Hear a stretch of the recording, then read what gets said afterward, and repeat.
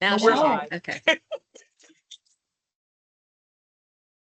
I am Awesome. so sorry because Well, you everyone, we didn't were know. having a separate conversation and my computer just froze and I could hear everything that was being said, but I just Oh, couldn't, that's my computer funny. was spinning. So good morning, everyone. My name is Tanya Lewis and thank you for attending our 2026 CHIP application webinar.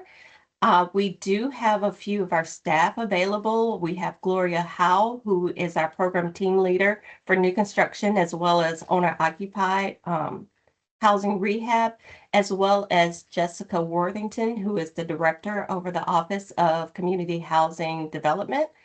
And we should have had another participant. She may join She's a little here. bit later. I She's think here. Tracy just Oh, hopped in. Tracy, Mhm. Tracy Ponder, she's with our owner-occupied housing rehab staff, and she works with all of our owner-occupied recipients. So I normally wait a few minutes before I get started just to allow people a chance to join. But since I had a late start, I'm gonna go ahead and start the presentation. So I'm gonna reduce my camera. I normally like to turn it off. I'm gonna reduce myself so I can see the presentation.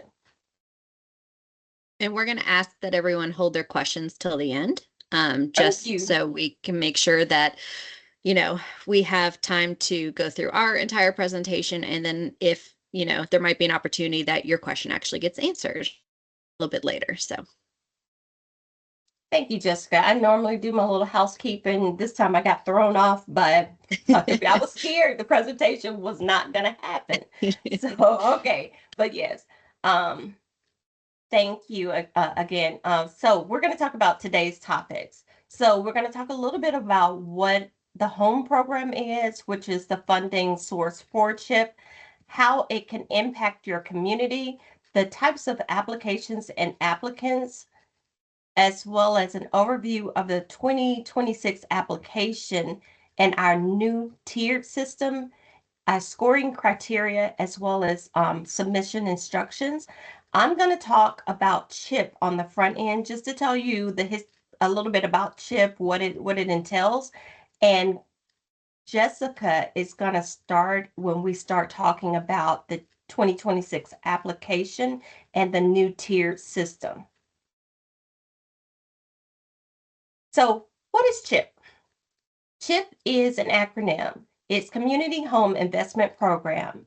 With CHIP, we're federally funded through home dollars that we receive from HUD. One thing I also wanted to mention in the beginning is that it's not a direct beneficiary program. So if you're a homeowner or you are a home buyer, this is not the presentation for you because you will not be able to apply for CHIP funding. CHIP only awards funds to organizations and governments. So if you're on this webinar, I would say you can stay on for informational purposes, but you would not be eligible to apply. Also, moving forward with CHIP, we average 10 to 15 grant awards per year. On an average, that was the norm. What we've seen is a slow incline, maybe about 3 to 4 additional awards per year because there's a great need in Georgia for affordable housing as well as housing rehab. So we hear our communities and we try to increase the awards, a little bit more, but on an average, we award about 10 to 15. And this is an annual allocation, so we actually put out an application every year, and our governments and nonprofits and government entities are able to apply from across the state. So let's talk a little bit about HOME. HOME is the Home Investment Partnership Program. HOME itself is not an acronym, but that's the title of the funding source. It's a formula granted to states and local governments. So there's certain parts of this governments that receive home funds directly, and the state is one of them. And larger metropolitan areas do also receive their own allocation of home funds. We usually partner the home funds with nonprofits. So this is a way that nonprofits are able to participate in home. Normally, like with the CHIP program, we work with them directly, but you can also, other jurisdictions may work with them as a CHODO. So there are different ways that nonprofits can receive these funding sources to allow them to help further the build out of affordable housing, as well as to assist homeowners with housing rehab. With HOME, it is also the largest federal block grant designed to provide decent, safe, and sanitary affordable housing from very low to low income households. So with the HOME program, households cannot exceed 80% of the area median income for that particular area. So if you live in a certain county, you would have to look to see what the minimum or the maximum home that is available, the area median income in that area will allow. And there is, HUD releases this income limit every year. So we normally would provide it to you, but it's you can also pull it from HUD as well, so you would have the information.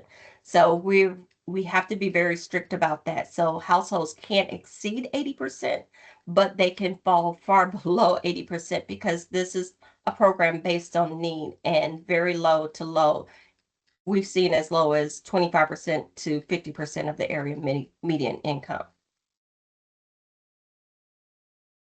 So let's talk about how CHIP can impact your community.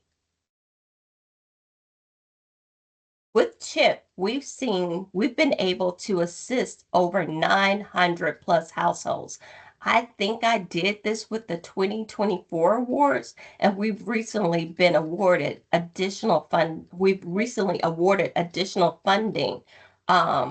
with our 2025 awards. So this probably has gone up a little bit more, not too much more, because this is a very steady program. I always call it the engine that could, because it's a steady program. It moves consistently, but it's not a fast moving program simply because of home.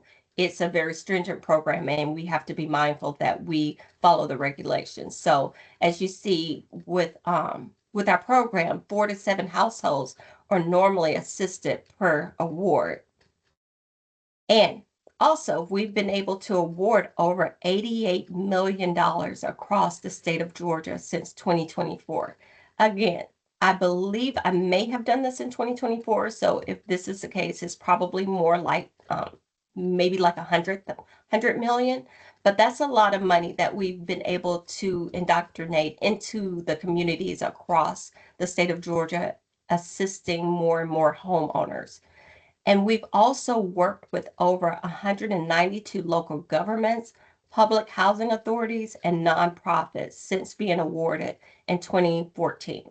And that is a lot of partnerships that we've been able to establish and maintain across the state of Georgia.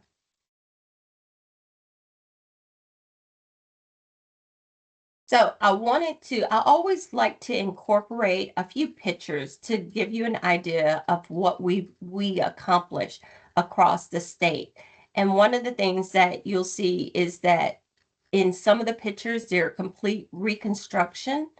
And then in some of the pictures, in some of the areas, we just do rehab. But I wanted to focus in on the reconstruction because you can see how we have an impact, or CHIP, or how you can have an impact on the lives of some of our homeowners across the state just by reconstructing or rehabbing their home. And also we have pictures of new construction. We have a picture of a brick home that we were able to construct in Georgia using a contribution from the developer with the bricks. We also have a lot of habitats that we work with. So we've increased our volume of homes through habitats because we work with a number of habitats across the state of Georgia. And also in the far right corner, you'll see where we work with a public housing authority that was able to go in and use land that they purchased to build out beautiful homes. And we were able to even have HUD come and walk through the homes during their open house. So we try to incorporate our communities and, bring in HUD whenever we can. And just our biggest thing is just assisting the homeowners and making sure that we have the biggest and most impactful assistance that we can make across the state. So let's talk about our two programs. So with CHIP, we have an owner-occupied housing rehabilitation program. And with this program, we award up to $500,000 for owner-occupied housing rehab. And this can also include reconstruction. And we award this to owner-occupied, so it can be a part of a townhome or a duplex. But remember, we can only rehab that owner-occupied structure. We're not rehabbing the whole building because it's based on the qualification of the homeowner and not the building. And the other program that we offer is new construction. With new construction, we award up to 1.5 million for new construction as well as reconstruction. So with new construction, you can build out a newly constructed home, or you can use the funding to purchase a home, rehabilitate that home, and sell it to an income eligible home buyer. And again, we have some of our grantees that are building out townhomes now. You can build out duplexes if you would like, but remember, they have to be sold to an income eligible home buyer. So, and again, this still follows with the income limits for your particular area.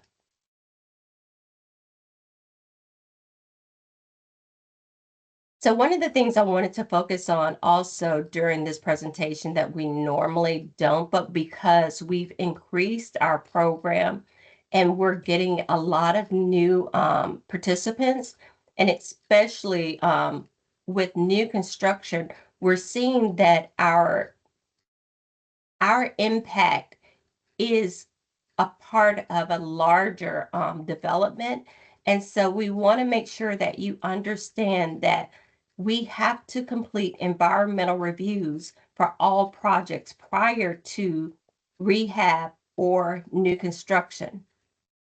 And with these larger new construction developments, we want you to be very mindful that until the environmental review process is completed, you don't want to commit, or you cannot commit non-HUD funds or undertake any activity until you're sure that you have received funding, and you don't want any activity to have any type of impact on the land. So that goes for demolition, that goes for clearance.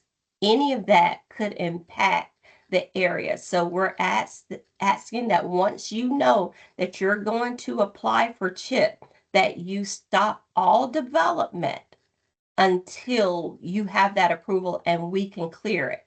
If you have several, if you're building out a subdivision, we can clear it through an assessment, so we don't have to do individual reviews for each property. But it's very important that you don't continue to develop the land because you're waiting on your CHIP and your CHIP notice to proceed once you're awarded.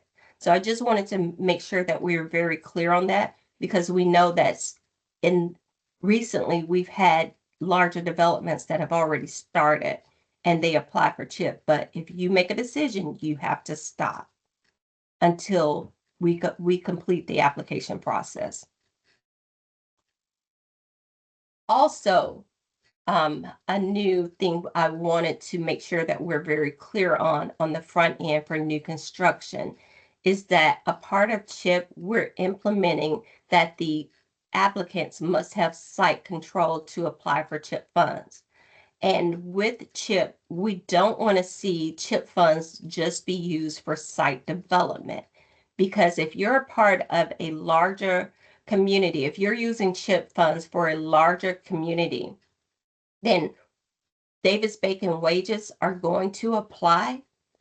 And also, if you're using CHIP for site development, then all of your units will have to be sold to income eligible home buyers because basically you have invested CHIP dollars in every one of those units because you're using it for site development. We're okay with you using it for site development for a certain portion of your development and you just build out your CHIP homes on that site. But if you're using it for the entire development, then all of the home rules will have to apply for that subdivision. So I wanted to make sure that we were very clear on that part because we're seeing that a lot of our new construction developers are building out 20 plus homes now. And we want you to be very clear that all of those homes will have to have, you will still have to follow home rules if you use CHIP for site development. So with CHIP, again, we have two types of applications. With the first one application is owner occupied housing rehab. And then you can also apply for single family new construction for home ownership. So it's really going to be up to you.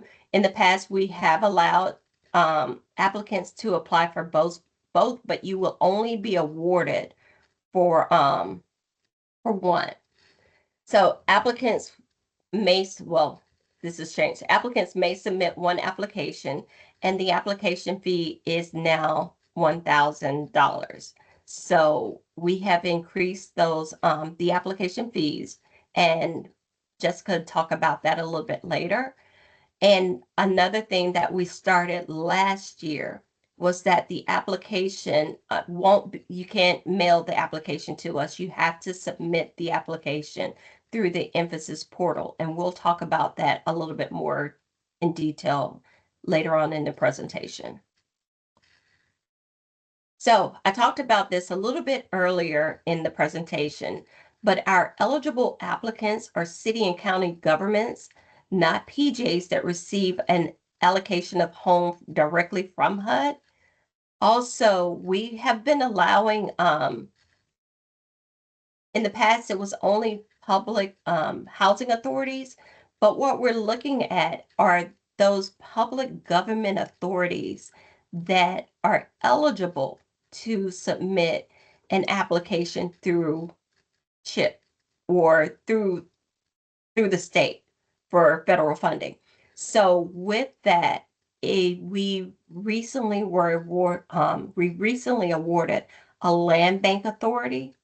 So we're kind of expanding our eligibility slightly, but we wanted to make that clear that land banks are eligible to apply now. And we also, for the first time, we had a land trust. So nonprofits, we also look at nonprofits with a 501c3 or C4 designation. You're also eligible to apply. And that's where we came in with the able to award a land bank, which was something a little bit different in the way that they administer their funds, but we were able to align it with CHIP. So we are now encouraging land banks to apply as well.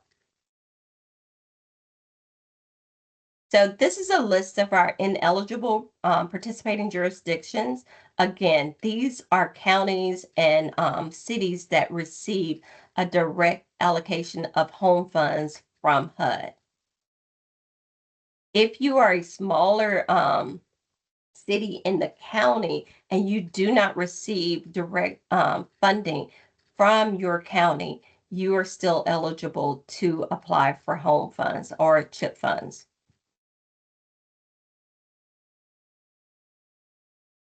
So I want to talk a little bit about the grant administrators. So the applicant may choose to enter into a contract with a grant administrator to carry out their CHIP funds. In order to do that, you have to solicit the grant administrative service through a formal documented procurement process, and it takes at least 30 days prior to submitting your CHIP application. And with the procurement, it does not apply to applicants that are using their local regional commission as their grant administrator or their grant writer. So if you're just hiring out a grant administrator, you have to go through procurement. If you're using a regional commission to administer your program or write your grant, you do not have to go through procurement.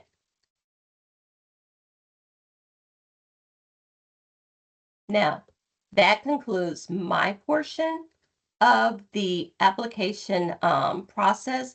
And now I'm gonna hand it over to Jessica so that she could talk to you more about the application itself, as well as the changes that we've implemented for the 2026 CHIP application process. All right. And Thank you, Jessica, Dawn. do I need to continue to forward the slides for you, right? Or Yeah, can you that's do fine. it? I can just say next slide. Okay. Okay. So thank y'all for having me. Again, DeTanya introduced me before. My name is Jessica Worthington. I'm the Director of the Office of Community Housing Development. While I may be new-ish to the housing world, I've been with DCA since 2013 and have worked in downtown development, community development, economic development, and I'm excited to be over here with the team. If you are familiar with Samantha Carvalho, she is still with us and with DCA. Samantha is now the division director of our newly formed homeownership and preservation division. And so we've had some internal reorgs, and I'm excited and really inspired to be working with the CHIP program and some of the other housing programs that we have here at DCA. So before we dive into everything, one of the things that I want to say is that this is not your old CHIP program. In me coming into this office, we have been moved under a new deputy commissioner. We're a newly formed division, and we have been charged with looking at all of our housing programs and seeing how they're working, how they're functioning, and is there a better way we can do things? Is there a way we can lower the barriers and obstacles to these programs to make them more accessible, and also align them with agency priorities? And so in doing that, we have made some changes. And for those of you who have been around with us for a while, who are familiar with CHIP, the way that it has previously been structured, this is your your warning that when you log on to complete your application this year, it is going to look completely different. But I don't want you to be afraid of that. We have made some intentional changes that I'm going to discuss here, but also a lot of the meat and potatoes that existed before is still in there. It just may be in a different format, or we may be asking things in a different way than we have in the past. So I just want to preface that for the folks who have been around the block with us before. Again, it's a new day, it's a new program. One of the things that we have done and designed as a team is that we actually have a tiered system now. And so before, you would have been familiar, if you're familiar with our program, you would have been aware of some like set-asides and things that we had to encourage new communities to participate. What we've kind of done is restructured the application to have these tiers, and really instead of having set-asides, it's all kind of been incorporated into this tier structure. And so we have 3 different tiers, and these tiers are similar for both new construction and owner-occupied rehab. And so the tier that you qualify for is actually going to help you determine what part of the application you complete. So tier 1, think about it as the lowest barrier to entry. These are for communities or organizations applying that have received no awards. And I say received no awards because it doesn't mean you haven't applied for an award, right? So has not been awarded or received any awards in the past 10 years.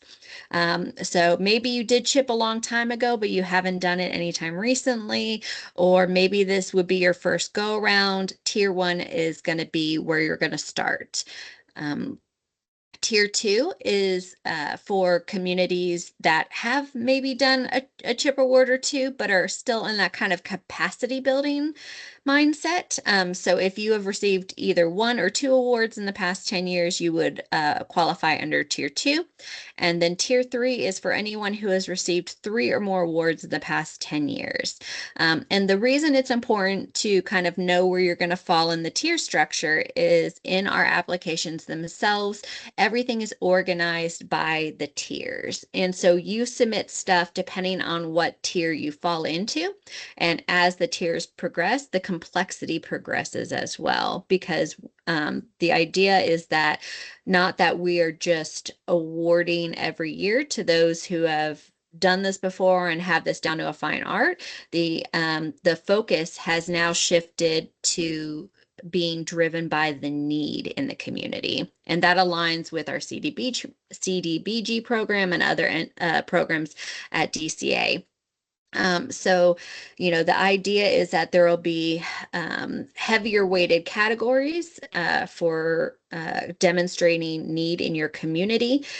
Need in some places for our owner-occupied rehab, that may look like your poverty rates, right? We're going to ask you some of that data and information. We're going to ask you for your median area income. We're going to ask you for the percentage of homes that would be built before 1978.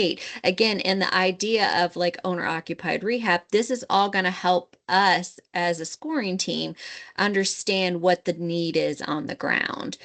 For new construction, that need is going to look a little bit different probably. One of the things that we ask for is your housing authority's wait list. How many people are on that? So we can get a better understanding for the demand in your community. We ask about your median home value. Again, if you're in a community where the median home value is $800,000, that's really going to illustrate to us that there is a need to create affordable housing. And then other things that we would consider in the new construction category is the percentage of homes that are cost burdened. So the reason that we kind of encourage you to go one track or the other is because they are very different programs with different intents behind them, and that we also ask very different things. So we're looking at need, but through a different lens, depending on whether you choose the owner-occupied rehab route or the new construction route. The other thing I want to hit on, Tanya did talk about the grant administrators. And so first I want to say that we do value our grant administrators. They have, worked with our program for a long time. They are familiar with it. The implementation side of the program is not set to change, just the application side of it.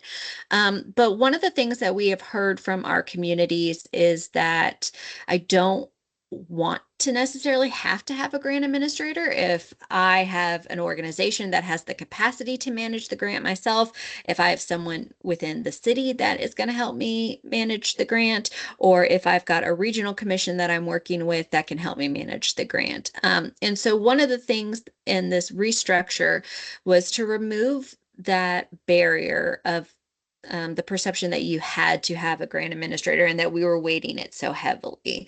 So, working with someone with experience is never a bad thing. We're not, you're not losing any points there. But one of the things we wanted to do is really remove that barrier and encourage more people to build their own capacity, knowing that we have the ability within our team to help teach and train you and get you to where you need to be in order to implement this program.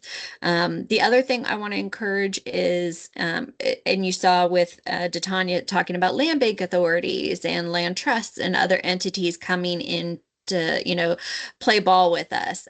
We've also had a lot of Habitat for Humanity programs join and participate. And again, we're really trying to encourage communities and entities to partner with organizations that have home building experience, right? Because that is, again, half the battle right there, is just knowing where to start, knowing how to get these programs off the ground. And a lot of times it's more than just the administrative work. It's literally, how do we build a house, or how do we fix or repair a house? So just encouraging people to, again, think outside the box and to think about what other entities you have in your community that you can partner with to help you get these projects across the finish line and to, be able to have a true impact in your community. Okay, Titania, next slide.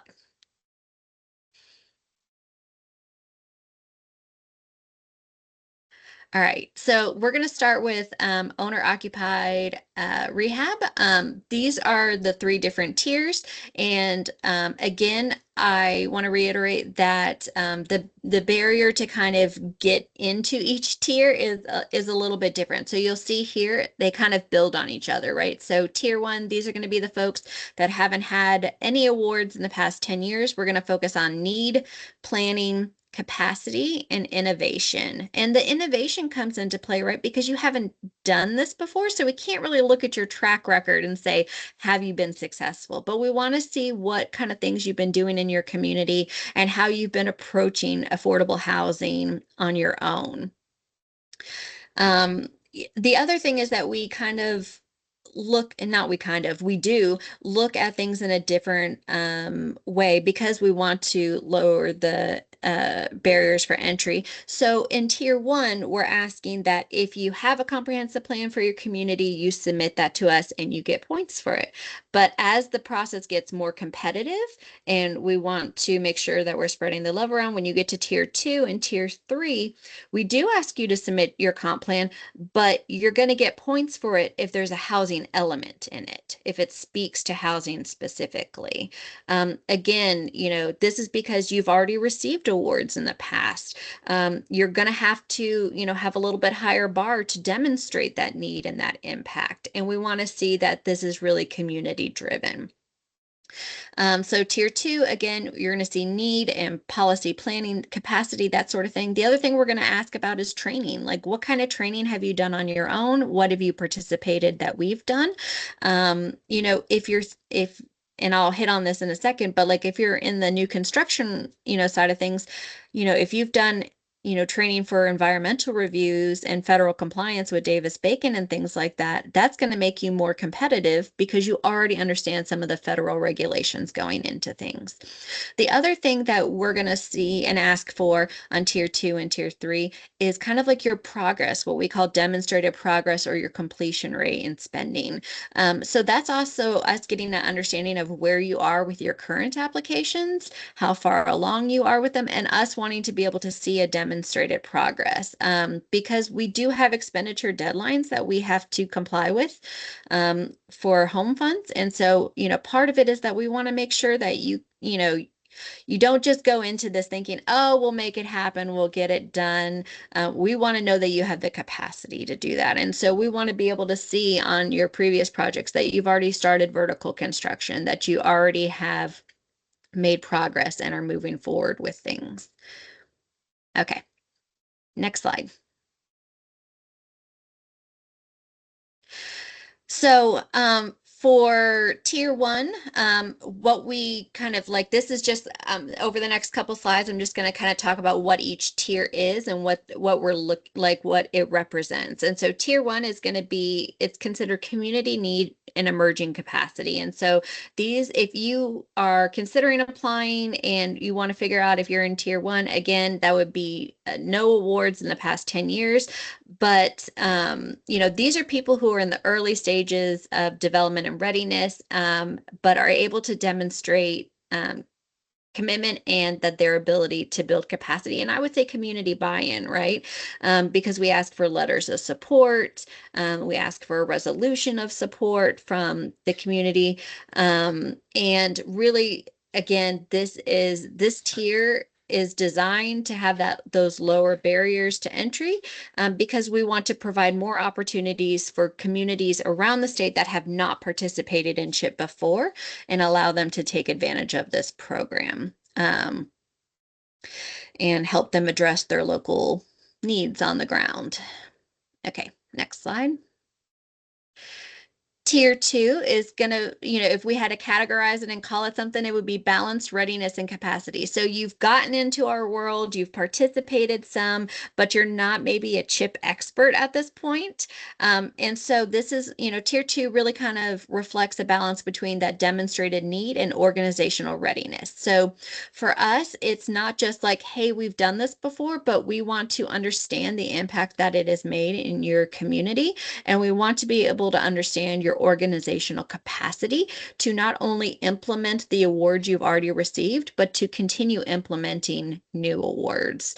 And we also here are going to want to see a stronger alignment with your planning efforts. And so that means we want to see policies that are happening at the city to encourage housing development. We want to see that incorporation, like I said before, in a comprehensive plan, housing in a comprehensive plan. It's not required, but it is highly encouraged if you want to be competitive.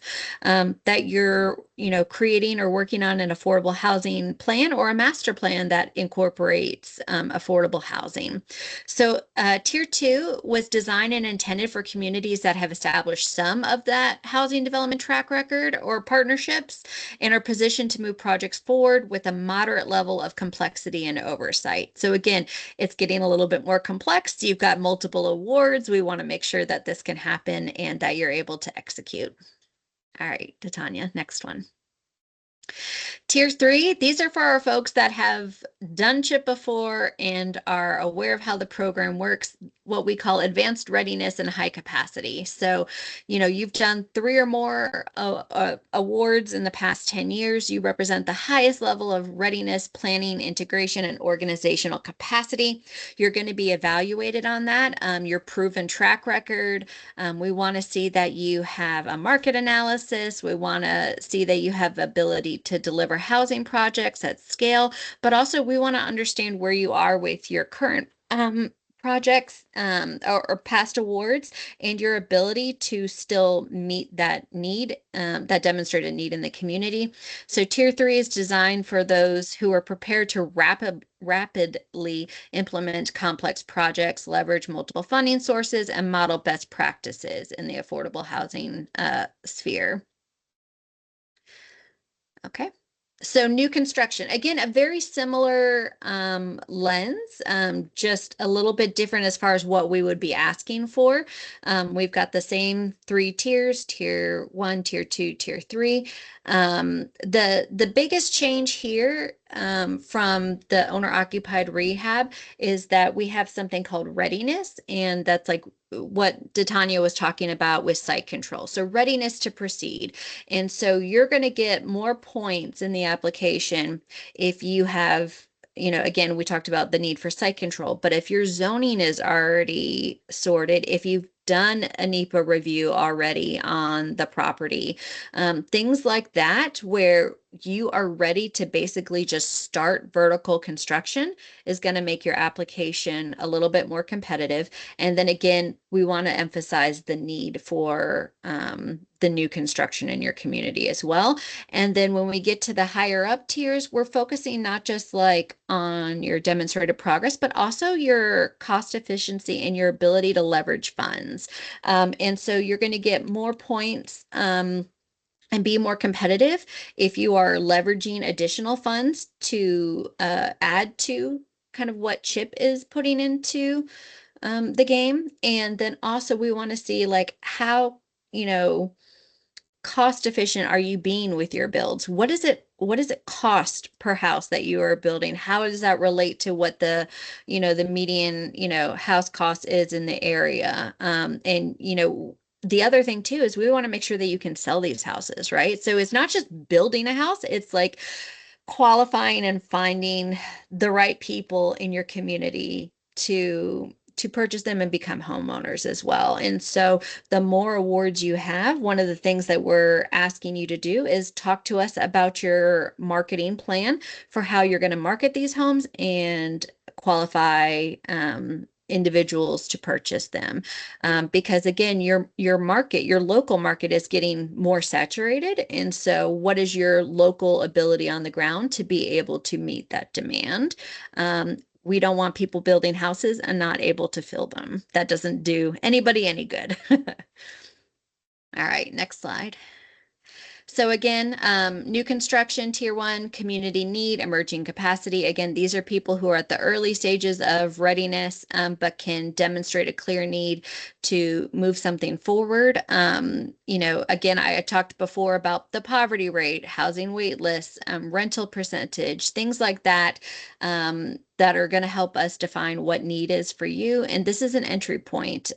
So you may not have yet, that extensive housing development experience, but you have a demonstrated need and you as a community are ready to move forward and, make some good stuff happen.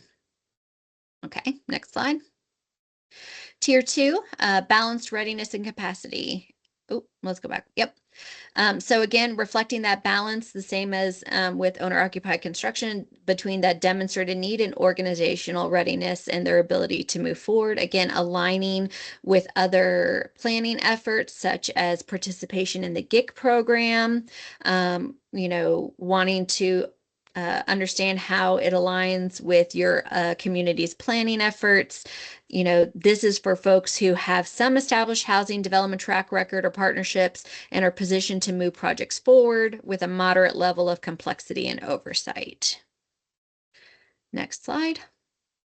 In tier three, these are the folks that we would consider the ones that are old hats and they've done this before and they are familiar with the program. So they represent the highest level of readiness, planning, integration, and organizational capacity. They're going to be evaluated on advanced planning documentation. Again, it's not just enough to have a comp plan, but it's got to speak to housing, or having some kind of master plan that speaks to housing. We want to see your track record. We want to understand how this fits into your local market. So we ask for a market analysis. And again, your ability to deliver these housing projects at scale. Tier three is designed for communities and organizations that are prepared to rapidly implement complex projects. So again, your ability to move forward with something immediately becomes, makes you even more competitive. And I will say too, this is also where we say it's not just about the CHIP program at this point, it's also about what other DCA programs you are utilizing as well, or other affordable housing programs or elements that you're incorporating, right? So if you're a GIC community, but also are you using LIHTC in your community, the low income housing tax credit program? Are you taking advantage of the rural workforce housing initiative? Are you using CDBG funds to help either do infrastructure, site development, or to fix homes as well? So again, we want to look at things more holistically and see how does CHIP fit into that bigger picture, not that CHIP is a silver bullet that's going to solve everything. All right, next. So the applications will go live on November 1st. The deadline for submission is the same as what it's been in the past, January 31st, 2026. Folks have the ability to request a Word version of the application. When you create your account and log in Emphasis, which I'll talk about in a minute, you will actually also be able to see all the requirements whenever you apply for each of the tiers. So while if you qualify for tier one, you're only responsible for filling out the information in tier one, but it also will allow you to see what's in tier two or tier three. And so that's one of those things too. I want you to be aware of what those future requirements are. So that way you can plan and prepare your long game. Once you complete the application and submit it through the Emphasis portal, you're going to do everything in there from attachments to just like the entire submission process. You're then going to mail us that $1,000 application fee to our mailing address that we will provide you. For those who have been around a while, you know that previously our application fee was around $500. One of the things that has driven this change in the application fee prices, a couple things. One is we want you to understand that this is a completely different application process and a completely different application than what has been done previously. This is a whole new day. So like, when we think about what CHIP has been, like it is, again, we are looking at it through a completely new lens, and I cannot emphasize that enough. Two, we want to make sure that you have a little bit of skin in the game. We do not require you to match funds, but I will say, especially with new construction, the more you leverage, the more competitive your application becomes. But also, we want to make sure that you have some skin in the game, right? If $1,000 is a barrier to entry, this is probably not the right program for you. Because it is going to take time, effort, energy, and commitment on your end to implement it. This is this is not a get rich quick scheme. CHIP is one of those programs. There's a lot of red tape. There's a lot of compliance that comes with it, but can also be a lot of reward and impact for your local community. The other thing is that our team is focused and prioritizing in-person trainings next year in 2026, and we want to make sure that we have the funding and the capacity in order to deliver high-quality experiences for our participants. And that means for us having to pay for training locations, having to provide you lunch, and make sure that we have enough funds to cover, all the materials and provide you the support that you need. So again, that's what that application fee is going towards. None of that goes towards salaries or offices or anything like that. It is all purely set aside to be invested back into the program to deliver a high quality training experience. Okay, next slide. And again, these are just, we want to just emphasize a couple different elements that, may have not been fully developed in the past. So besides the demonstrating need, your past completion rate will come into play, your ability to complete and get things to the end, your readiness to proceed, especially in that new construction realm. You're what we always say, ready to go vertical. You're ready to start breaking ground and moving forward. And then that training or technical assistance received. So some of the other trainings, like again, besides just environmental and federal compliance, if you've had previous training in CHIP, participating in our trainings, if you've had any federal government like home or HUD trainings, that would count. And also procurement, if you have experience and done any trainings in procurement, that would count as well. So again, looking at not just like your capacity to implement, but like what have you done to invest in your team to getting these projects to completion. Okay, next slide. And then this is kind of what the Emphasis portal, like a couple little snapshots. Anybody can use this link on here, and we will share the copy of this presentation in the chat, but anybody can use this to create an account. That's what you will do. That will be kind of like the starting point, is create an account, confirm your password. That's what you will use to log in. And then when you log in, there'll be a very simple thing. It's like start your application, and there'll be only a couple things to choose from because there's only a few applications live at the moment. So there'll be something for rural workforce housing, which is not what you're here for to do today. And then there's 2 different applications. DeTanya, if you can go to the next slide. So we have separate applications for new construction and owner occupied rehab. So if you are going to apply for new construction, you would select the appropriate, drop down. And if you're going to apply for owner occupied rehab, you would select the appropriate drop down there. The application will go live November 1st at midnight. And we will be doing another webinar once the application has gone live and you've had an opportunity to review it. We will be scheduling one probably around the middle of November to be able to answer questions, because we do know that this is a new process. We do know that it's kind of a new approach to things, and we want to make sure we're providing you with the support that you need in order to feel like you can effectively and complete the application and make a positive, meaningful impact in your community. And I think, yep. And then at the end, this is our team's contact information. If you are familiar with Linda Ballard, she just retired, and we could not be more excited for her and sad for us. So we are hiring, and we'll be backfilling that position. And as Tanya kind of alluded to earlier, Gloria has stepped up. Gloria, I'm sorry we didn't change your title on here, but Gloria has stepped up into a new leadership role with us too. So Tanya is still managing our program, but Gloria is leading all of our grants coordinators and is now overseeing our teams who will be supporting both new construction and owner occupied rehab. And Chris Hurley is taking a step into our compliance roles and helping us kind of build out what our compliance and policy programs look like. So there will be some shifts, but we also have new team members who will be joining us eventually once we finish the hiring process.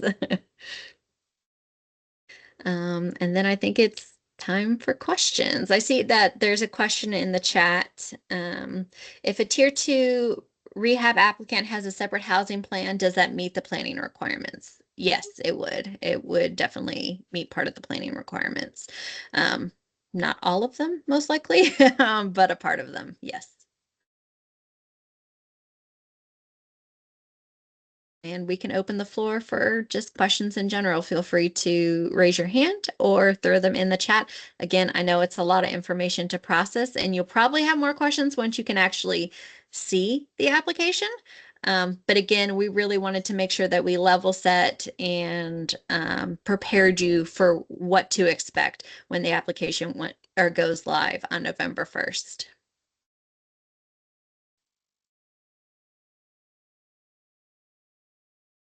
I'm trying to, it's taking me a second, but I'm going to place the presentation in the chat. Okay. Just a little slow right now. We have a question. Everybody's quiet today. I know. No we do questions? have one question. How long is an environmental review good for? We will probably be applying in 2027, and the review was done in June 2024. I think it's 5 years. So Yes, it's 5 years. Okay, thank you. Awesome. Ashley has a question. Will you host a full administration training? Yes, we will. We postponed it because it was supposed to happen today in person. And because we've made changes to the application as well as with Linda retiring, all of that kind of slapped us a little bit, slapped us around. So we kind of pivoted so that we could present the application process to you guys. And we're going to host the grant administrator training. The reason why we did this online was because we wanted to have the greatest impact, and we knew that hosting it online would be easier because if 1 or 2 or more staff could attend and people who were further out, it's just an hour. But we will be hosting a grant administrator training. It will probably be early part of next year because we're coming into the holidays, so it's going to be kind of hard to actually host a training and have great participation. So it will probably be after the application is awarded, as I'm not, well, after the application is submitted. So that gives everyone a chance to kind of breathe a little bit. But I know for a lot of you guys, we're very mindful that it has to be outside of the CDBG application range as well, because I know that a lot of you guys will be pretty busy, but we'll try to host that grant administrator training early part of next year. Yeah, and that would focus on emphasis as well. Like, so how to use the platform, how to, you know, the things that we're, you know, including in there and that sort of thing. And then I saw Stephanie asked her question. I don't know, Steph, if you want to come off and speak, but you said, where do we access trainings for those applying as tier 1? For those who are applying at tier 1, we don't actually require or ask what trainings you've participated in, because we don't want you to have completed training in order to get in. We know that we're going to train you some once you're already in. So the training, you know, kind of like component that we're asking for, that's going to be a tier 2 and tier 3. So there is no like prerequisite trainings or required trainings or anything encouraged at that tier 1 level. We're really looking at, again, letters of support, the narrative for like why you need this, that those data and statistics to demonstrate your need. And then some of that readiness to proceed, if you've got a conceptual site plan or designs, if you've got a budget, that sort of stuff, we'll be asking for.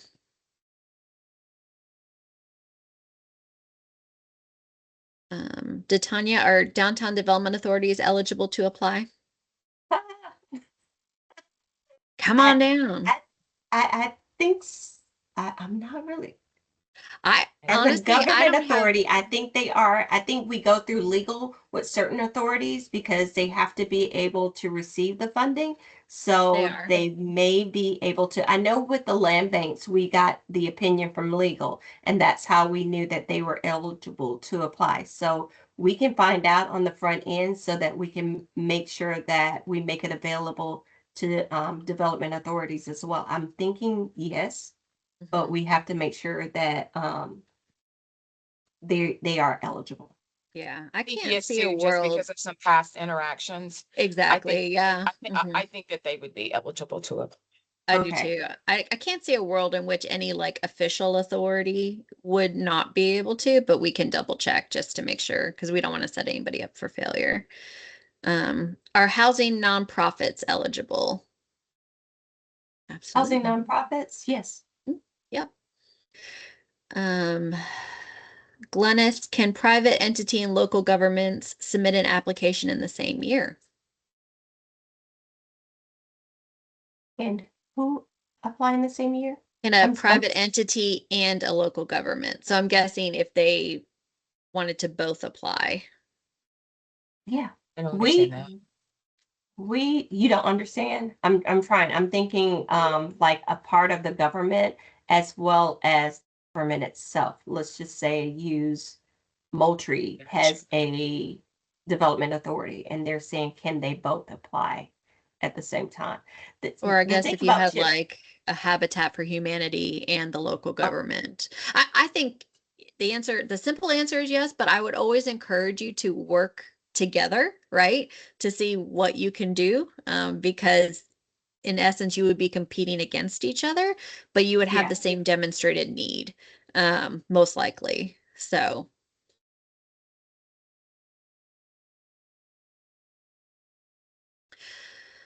Anyway, I Um, know we're getting a lot of questions. I'm sorry, you guys. I'm still trying to figure this no, you're fine. attachment. Yep. How can we get notified about grant administrator training dates? Well, normally when we host any type of events or we try to reach out to DCA communications, so it's advertised on the DCA webpage. We also look at placing any type of announcements on our CHIP webpage, and I want to remember, Gloria is really great about reminding me to send out a personal email to our grant administrators or our grantees so that everyone's aware of what we're doing with CHIP. So I may be a little slow, but we do get it out. So we make sure that we send them out, and we also post it on our webpage. We have a question from Becky. Is there information available as an example of how new construction program can be designed? Like if they want to consider how the down payment is structured and developers fees and stuff like that. I'm guessing, is there an opportunity for us to connect them with someone who has more experience in doing this and can help them understand how they've made it work locally? Well, we can do that. And we also host it once we award everyone. We normally host a new construction training. So that way we go through all of that and also, answer any questions, because that is your opportunity for technical assistance. If you do have questions about it before you apply, we can definitely have a conversation, host a meeting so that we could discuss it more in depth, so you understand how you would want to structure your application budget. Mhm. Larry asks, what is the best way for a county with no affordable housing experience to create a competitive application? I can kind of lead with that one, Okay. Larry, and the reason that the new kind of tier system is most exciting for me is because in order to be competitive now at tier 1, you don't necessarily have to have that affordable housing experience. Really, the thing that makes you most competitive is that demonstrated need. And so we're going to ask a lot of data-driven questions, but then again, we will give you points for even just having a comprehensive plan for the city or the county in which you're applying. So the barrier of entry is a lot lower, and really that's where that need really drives kind of like your competitiveness. Because we know that if you don't have experience with CHIP, you all are kind of coming in at the same point, right?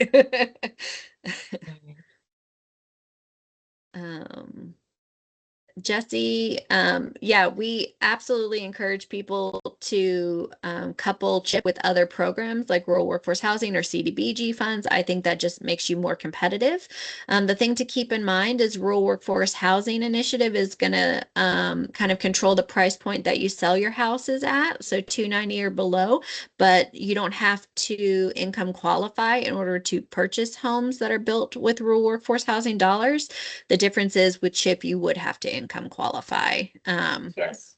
It's just something to keep in mind. Can you apply for both rehab and new construction simultaneously if you can prove the need?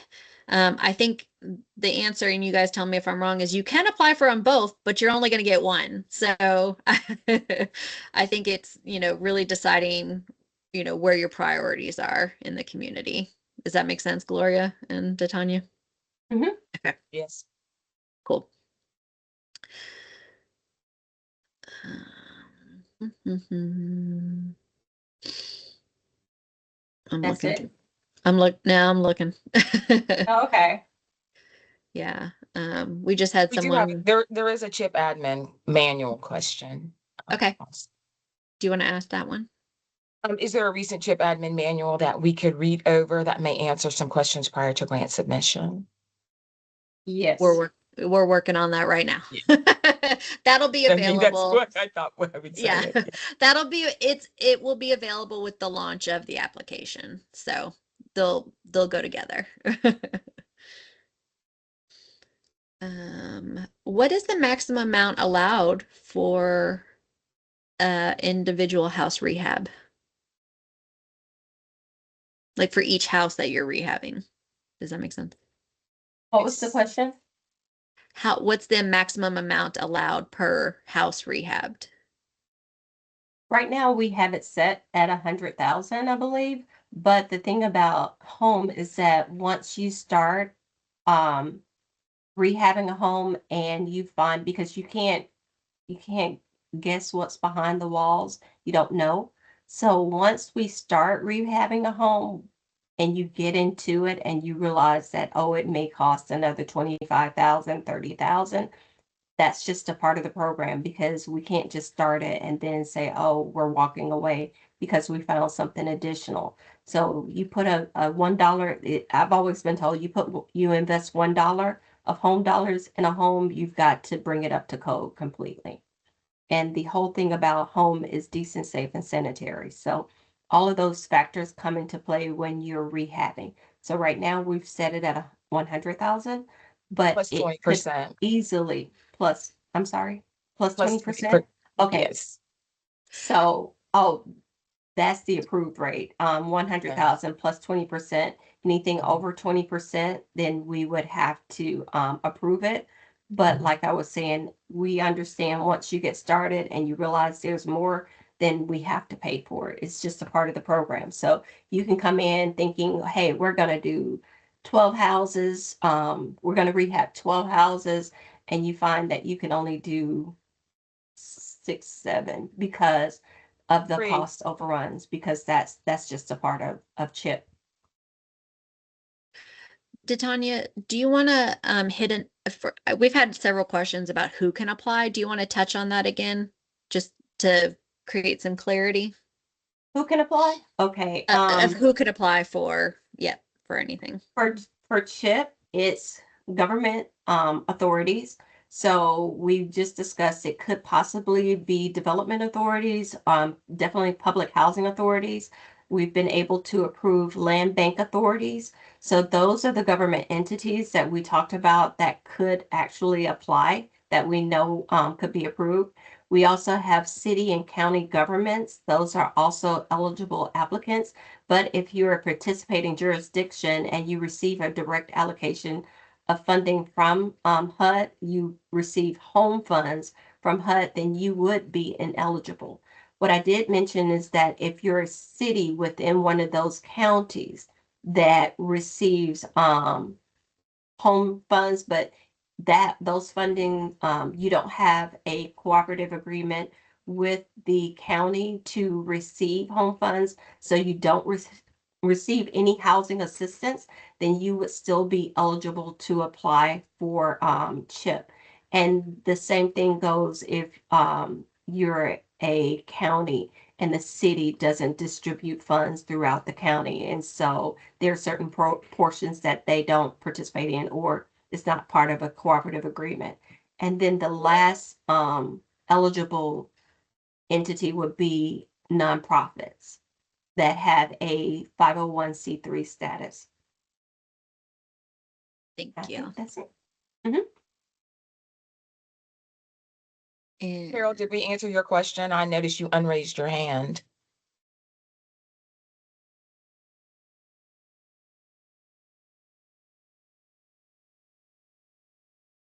Um, It's raised again. so private companies, for-profit organizations cannot apply. They would not be eligible, but the nonprofit can. For a land bank application that serves the city and county, yes, it would be okay wherever, because for land banks, well, for new construction, we didn't talk about it. We talked about subdivisions, but we do have some new construction recipients that build on scattered sites. So the scattered sites are eligible as well. So it doesn't have to be in one particular area, but as a part of your application, you're going to see that we're going to ask for your target area. Thank you, Jessica, because I was struggling. no problem. We have target areas. So with those target areas, just make sure that it's clearly defined in your application. So we know, let's just say you're in Hall County, you may, that may be your entire target area, but just be mindful of the income qualifications as well for your home buyers. So there's certain things that you want to keep in mind. And one of the things that we do ask for as a part of your application is that you submit a market analysis so that you have done the research to know that if you're building in certain areas, that you will be able to sell those homes in those areas. So I've seen they say mics are disabled. Yes. Yeah, I the know, question and I'm trying answer, to. the app it keeps saying something's wrong. So I would love to be able to hear from you guys, but for some reason it won't allow me to unmute. And I think that may have been this is I think this is our second time using this the Teams for a webinar, which is great, but at the same time it's a learning process. And I Yeah. think that I Hey, may have, Tanya, can you hear me? yes, I I'm sorry, I can. didn't mean to cut you off. Hey, I No, know, it just hey. came on. We've been cut out of the video and that until it just popped up. I was fixing to type and say we're all kind of unmiked. We can't I think- mic. We can't I think- talk. I think I Okay, changed it, but I'm great. not really sure how. So I'm sorry, I didn't mean to cut you off, but I was like, it just came on if anybody needs to speak. So I'm going to shut up now. I thought you had a question. No, I know, me too. no, I'm just listening. I got questions, but I'm just listening first. I know, Sherry. Okay, bye. All right, bye. So did we capture all of the questions in the chat? Nonprofit or just nonprofit developers? The nonprofit can hire a developer. You would procure your own developer, or you would hire your own developer. I'm not really sure if that's a procurement process. I have to look at it. So that's why I'm kind of bouncing back and forth. But no, the developer does not have to be a nonprofit, because you apply as a nonprofit, but you can find your own developer. And I know that some nonprofits or some organizations that are doing new construction, they act as their own developer. And that's a totally different process for us when we're looking at it internally. But you can act as your own developer, or you can find a developer, and the developer does not have to be a nonprofit. Joe, Okay. did you have a question? Yes, I did. I actually couldn't type in the chat. I've been trying for a while with it. It wouldn't let me type it in for some reason. I'm learning with the Teams thing too, so bear with me. But my question was, I know you were saying about the tier ones and the grant administrator not having to have one. So when it comes to the scoring model for grant administrator and not having one, how many points would it be if you don't? Because that's one of the reasons we want to reach out and get one, because of how it was scored. So in the tier 1, there's no points for having a grant administrator. It's the whole kind of grant administrator isn't even acknowledged. All we ask is for a designated point person. And that honestly is going to be throughout the entire the tiers, because the reality is in the past it's been so driven by the grant administrators, but we felt like there hasn't been enough ownership by the organizations actually applying. And so for us now, we want to make sure we have a primary contact with either the organization or the city, whoever the main entity is that is getting the award. We want to make sure that there's that ownership there. So you're not going to lose any points if you're in tier 1. If you're in, I think it's tier 2 and tier 3, we only give 1 point for it. So again, it's a completely different approach than we've done in the past. We want to acknowledge that, yeah, if you have someone with experience, it probably will help you. But we don't want it to become a barrier to participation. Okay, thank you so much for that. Dr. Shante? Good morning, everyone. Thank you so much for this wealth of information. So, as the president and founder of Regional Impact Health Foundation and Impact Wellness Administration, one of our strategies that we are very dedicated in accomplishing is the resource linkage and the service to rural communities. Forgive me if you already said this, I just and I missed it.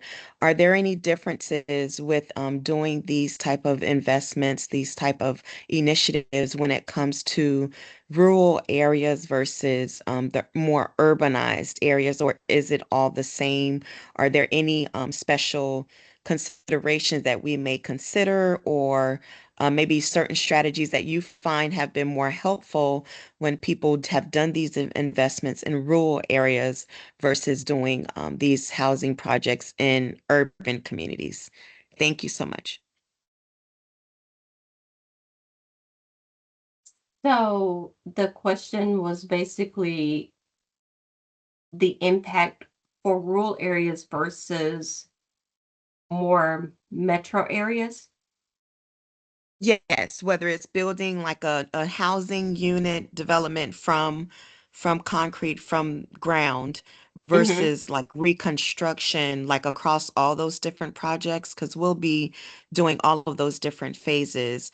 Yes, are there any differences with this type of initiative and this housing program when it comes to doing this in rural areas, rural communities versus those communities that are deemed more urbanized and more urban?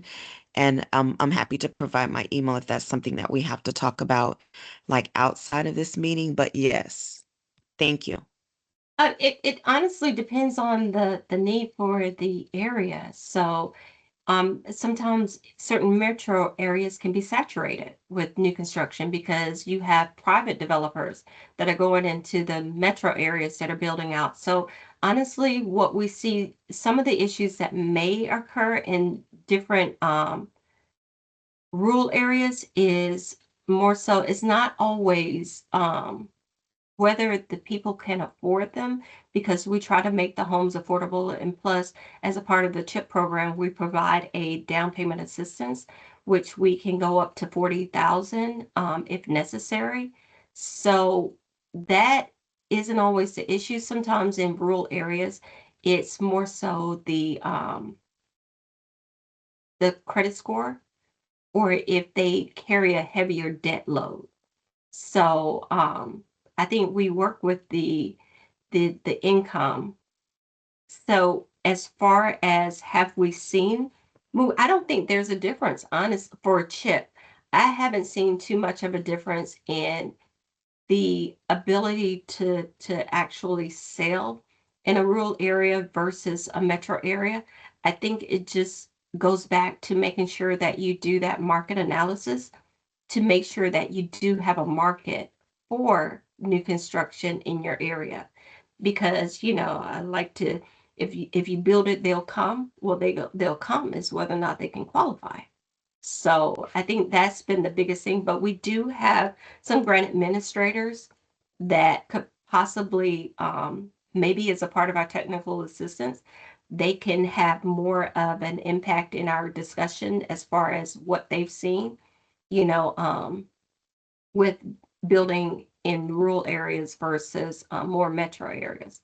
Because it honestly, I believe, just really depends on the location and knowing who your home buyers are, because it varies. Some sell out, some others maybe in a more metro area, you would think, and they're not moving because of the, also we have to factor in the cost of the homes versus in a rural area. The metro areas may cost a little bit more, so it may price out people, because the thing about CHIP is that even though we're building affordable housing, we don't want to necessarily impact the community by bringing the value of the homes down. So we still have to keep a certain price point so we're not impacting the community. So again, it will always go back to you doing a thorough analysis of the area that you plan on building in. Thank you so much. That was very, very helpful. And should I connect with you offline? Because I heard you mention that the grant administrators may be able to weigh in this, or what Mhm. would be the best steps for that process? You know what? If you email me, I can see about putting you in contact with a maybe we can have a meeting with a grant administrator or a couple of them that work in this with new construction, and they can give you their points of views. I think that this is a great technical assistance moment that we can incorporate our grant administrators, and I think that their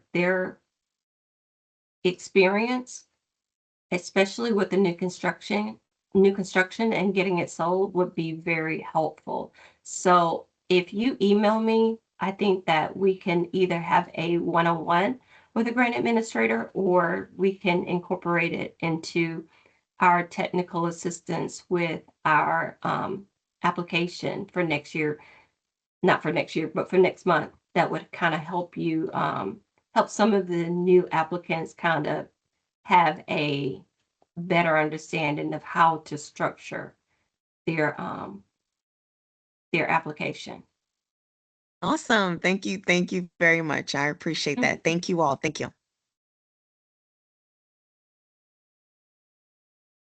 You're welcome. Question, qualifying income for buyer is 80% AMI or below? Correct. Yes, 80% AMI. It can exceed 80%, but of course it can be much lower than 80%.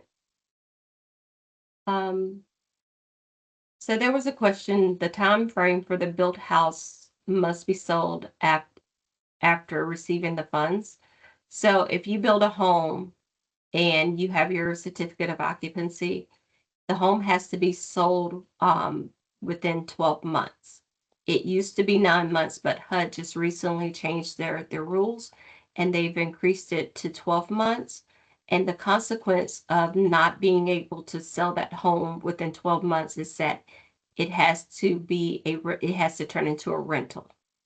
And that makes the home, the sale of the project or just the maintenance of the project more difficult, because we're not set up as a rental program. And there's some things that have to, you're receiving the rental income. If there's a maintenance that needs to be done on the home, it will come out of the rental income, or it comes out of the organization's funding. If the person decides to move, then, you want to sell it, then you have to rehab the home. So, and after a year, we're not allowed to invest any additional home dollars in a project once that year is over. So, yeah, it becomes a little bit more complicated. So we strongly encourage everyone to sell their homes within the 12 months, but 12 months is pretty generous. So hopefully we don't have any mishaps with Chip, with the selling of the homes. So again, market analysis is very important. Is there any affordability period? Yes, for the home buyer. So the onus is taken off of the grantee once the home buyer purchases the home. So the funding that the home buyer receives as a down payment assistance becomes what dictates the affordability period. So the grantee is still responsible for making sure that that home buyer stays in their home during the affordability period, but the responsibility of payback is on the home buyer, because like I said before, we provide up to 40,000, and I think that becomes a 10-year affordability period for the home buyers, so, or the homeowner at that time. So they have to stay in their home. It has to be their primary residence for 10 years if they receive up to 40,000. If I think it's up to 15,000. It may have increased. I know it increased, but the minimum is 5 years and the maximum for us is 10 years. And one of the requirements of our program is that we utilize the recapture model. So that means that we have to provide some type of down payment.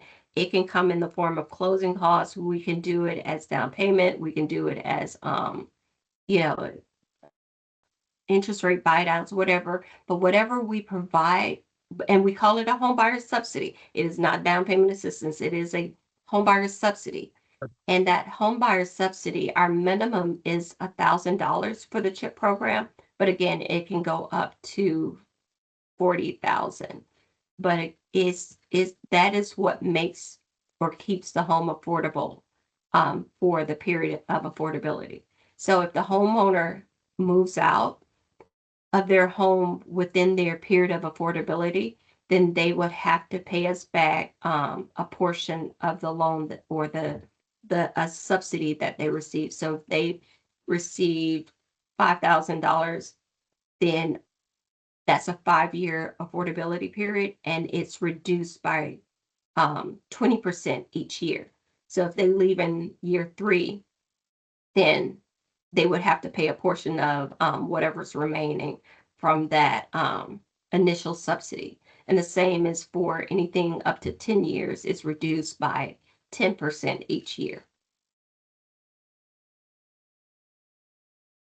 That's it.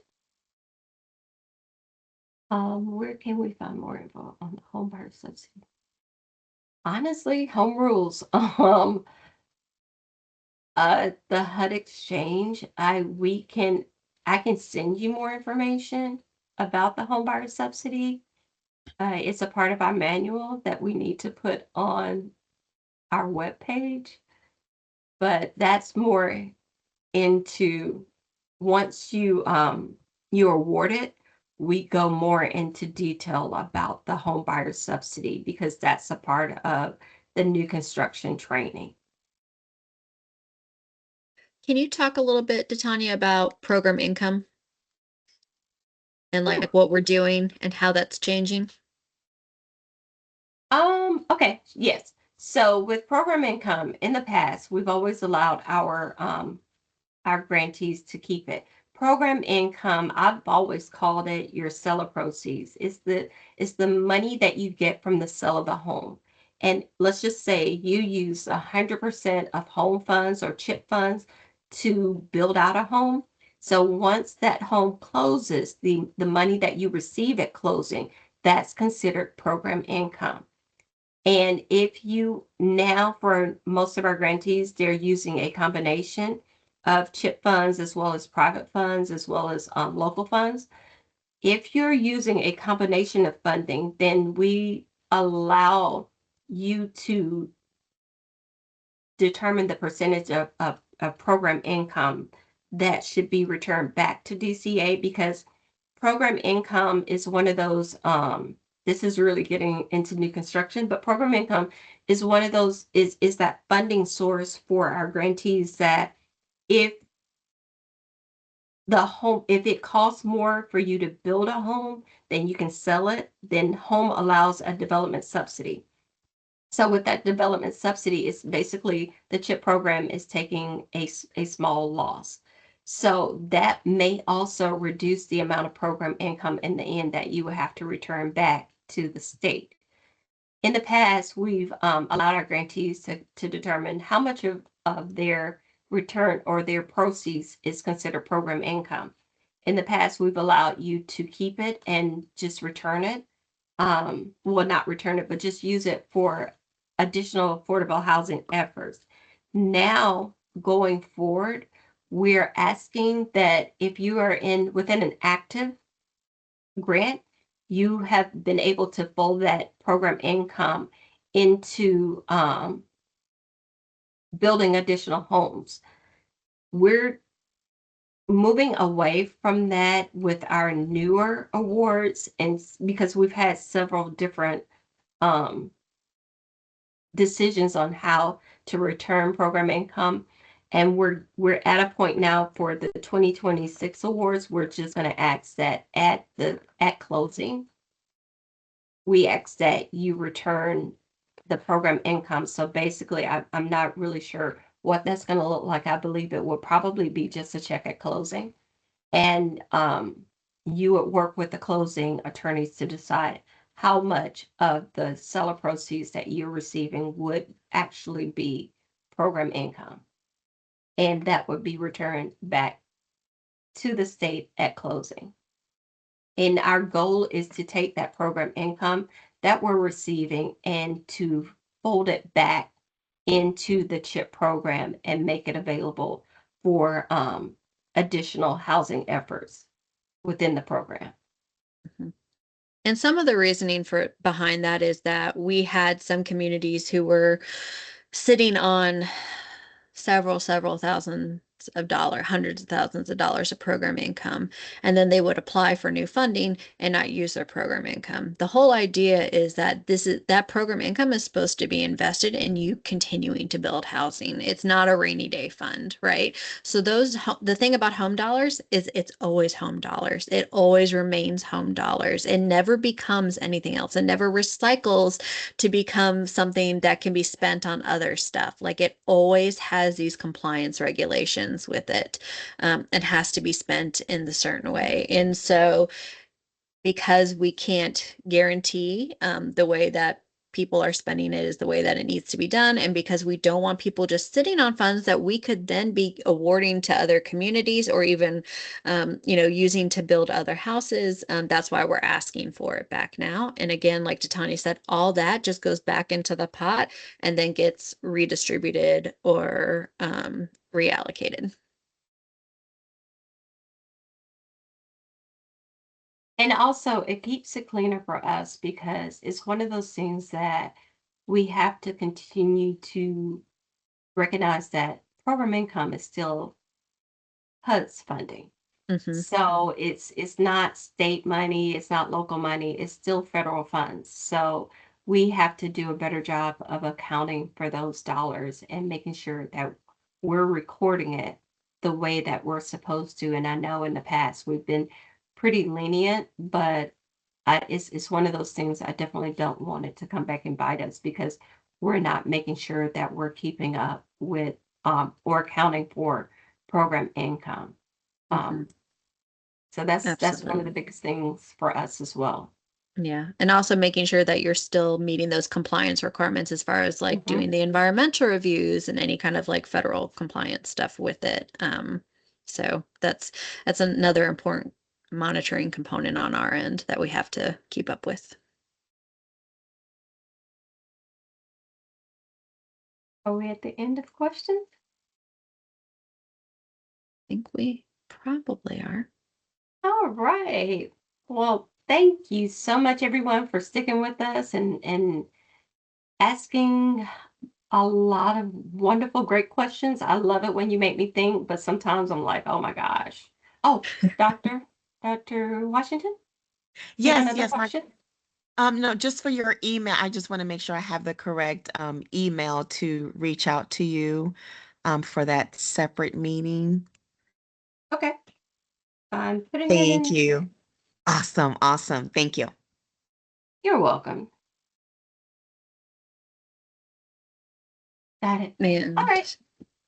Any closing words, Gloria? You got anything? Just kidding. Not.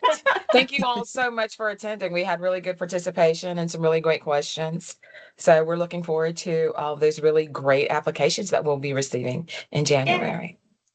Thank you so much. That closed it out for me then. Yep. Thank Me you. too. That was great. I know Perfect that note was to really end great. on. I loved it. All right. And the recording will be available. I think it'll go directly into the chat for you guys that are remaining that want a copy of the recording. Thank you. All right. Thank you guys.